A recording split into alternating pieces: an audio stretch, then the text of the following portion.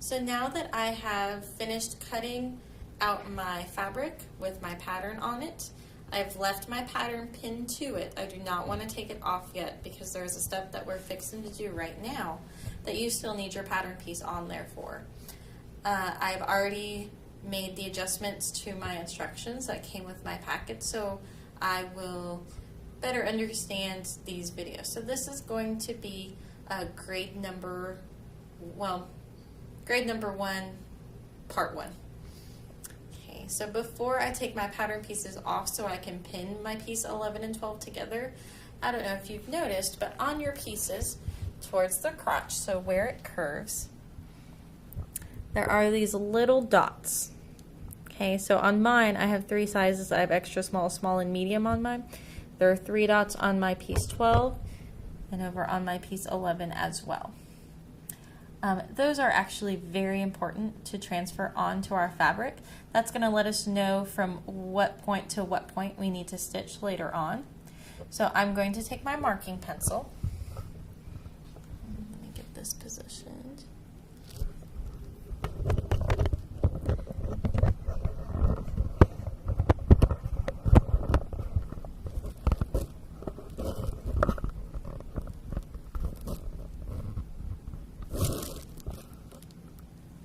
So I'll take my marking pencil, and since I am doing a medium, I'm going to mark on my fabric. So I'm going to mark it there. Some people like to take a pin and put it through where they just put the dot, so that way they know exactly where to put the dot on the other side, because you need to put it on both sides of your fabric. Okay, so I'm just kind of coloring around. Be sure that you are using a marking pencil. Don't use a colored pencil or a marker because that's going to bleed through, and the colored pencil doesn't always wash off very well. So make sure you use a marking pencil. I have blue and white, so just use one that shows up best on your fabric. If you look, okay, I have my mark there, okay, and there were my dots. I colored through my paper, which is fine. We're fixing to just throw this away. And right there, I drew my blue dot. So I can go ahead and take that off. I don't know if you can see that very well. But make sure that it's dark enough that you can see. And then I can go ahead and take my pattern piece off of 11. I'm going to do the same thing on my piece 12. So on my piece 12, I'm going to do a medium. I'm just coloring in. I'm going to put a pin just in the center of that circle so I know where to color on my back side. This is all I'm doing. Okay, and it doesn't have to be perfect. It's really just a small little indicator of where you need to sew later on.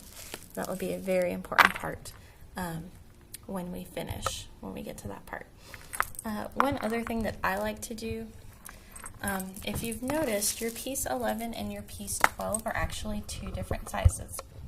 Okay, so on here, my piece 12 says back. And I believe those of you who have the other pattern, it'll say piece 2. But one of them says back, and my other one says front. Okay, so my piece 11 is my front. Now my piece 12 is a lot wider than my piece 11. I don't know if y'all can see that very well. Okay, that's because your piece 12 is for your back. Okay, you are a different size on your back for your butt than you are for your front, which is a lot flatter because we do not have our butt on the front. So that's why you have 2 different sizes, and it's very important to make sure that you know which one is which. Okay, so my next video is going to be on how to pin these 2 together.